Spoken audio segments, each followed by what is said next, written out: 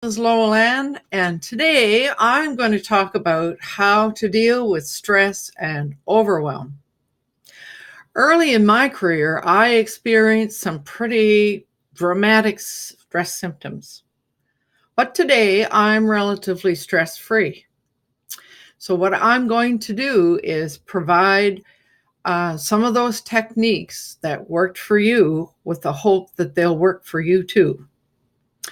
So to get started, I wanted to say something about those three really important, most basic and fundamental things: nutrition, exercise, and sleep. So under the heading of nutrition, I would say stay hydrated, drink water every hour, eliminate sugar and processed food, go fresh all the way. Fresh vegetables, fresh fruit, unprocessed. Now, in terms of exercise, it's important that we exercise daily. Now, sometimes we may do something a little bit more intensive, like going to the gym or the pool or whatever, but at least find some way to do some kind of exercise every single day, whether that might be doing some housework, whether that might mean walking to the grocery store, whether that might just mean walking or doing some gardening. And the other piece is to remember to stretch every 45 minutes, especially if you work at the computer all day, as I do. Then the last and probably most important is the amount of sleep we get. A full 8 hours of sleep is so important. So, and so many people find that really difficult to do, especially if they have a lot of stress and a lot going on in their lives. So here's what worked for me. I discovered that if I arose at the same time every morning, then my body would tell me when it's time to retire. So the way to turn your sleep around is to concentrate on the time that you get up, and then your body will take care of the rest. The other thing I would also suggest is that it's important to arise early, really early. And because we all do our best work when we are fresh in the morning after a night's sleep, after we've had our coffee, of course. So yes, let's make sure that we get up early and we go to bed early. A little bit about what happens before going to bed. It's really important to relax. So turn off that box and turn on some lovely, relaxing music. And chances are you'll find it easier to get to sleep. So now that we've taken care of the basics, and those basics are important for a healthy life as well as a stressless life. And by the way, I should say there is really no such thing as a stressless life.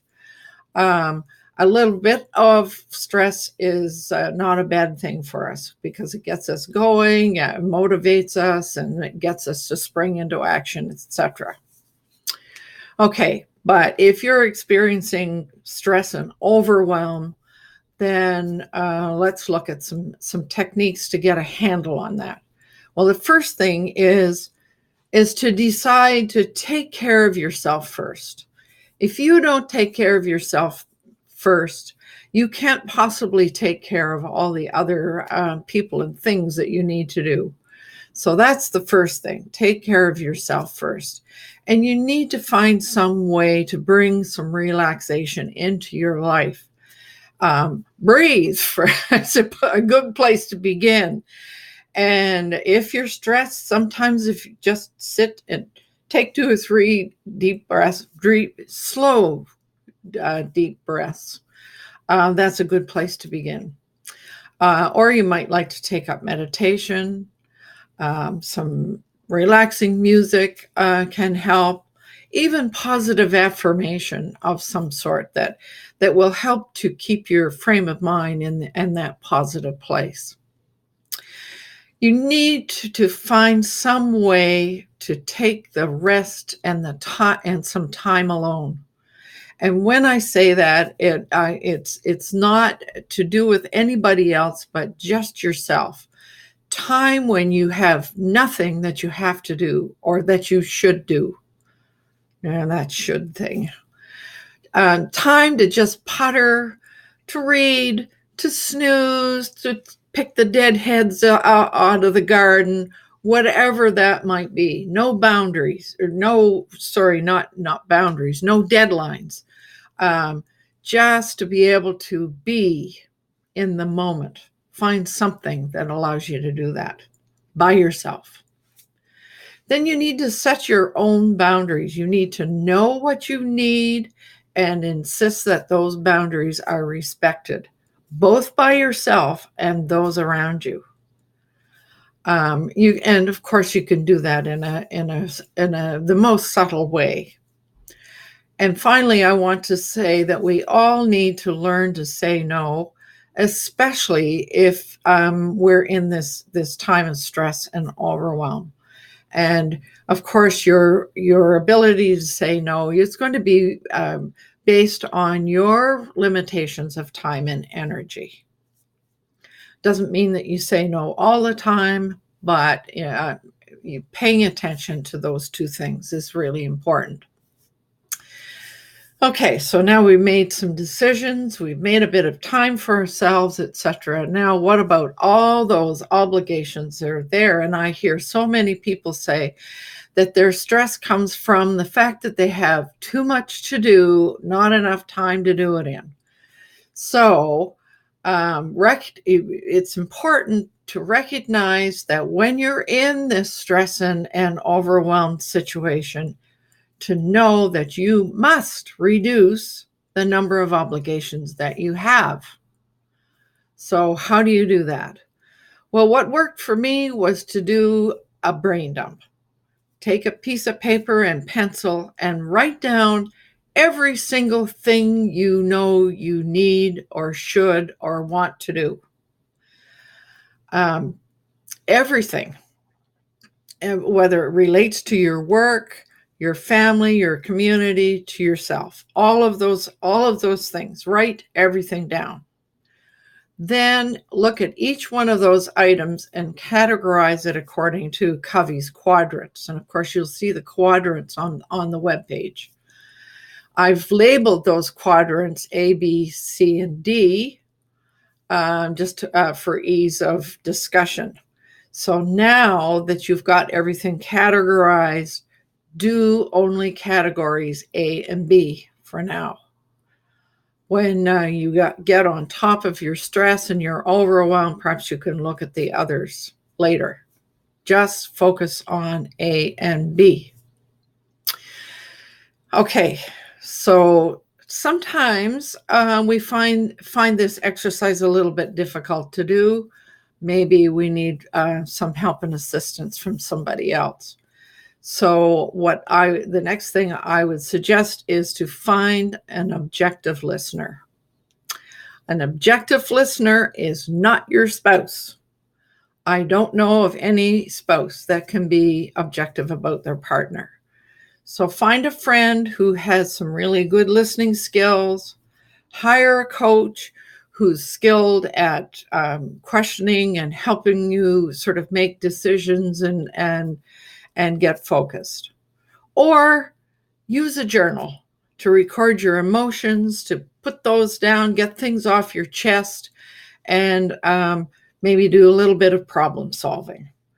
So it is really helpful to be able to talk things through quite often. So now, finally, we need to recognize that perhaps this stress and overwhelm is a signal that a major change is needed. So important to listen to our bodies, because if we don't listen to our body, Our body will shut us down eventually. So here's a few things that worked for me. Go to a retreat center in a beautiful place. Take a week or 2 weeks off and go do that for yourself. Maybe while you're there, you could take a course that would provide maybe a different focus, that would take you out of this whole situation that you're in. Maybe just taking a local course could help you, as long as it takes you into a different place. The main thing is to give yourself the time to be able to refocus and to decompress. And also to recognize that once you realize that a change is needed, you might need some help with where that change is going to be, or how you're going to put that into action. But the critical thing is to find the courage to make that change. And sometimes it's going to be a really major change, sometimes not so big a one. So those are my suggestions, the things that worked for me, and I sure do hope that they work for you. And so it's time for me to close now with a reminder that it's important to do what you love with passion. And we'll see you next time.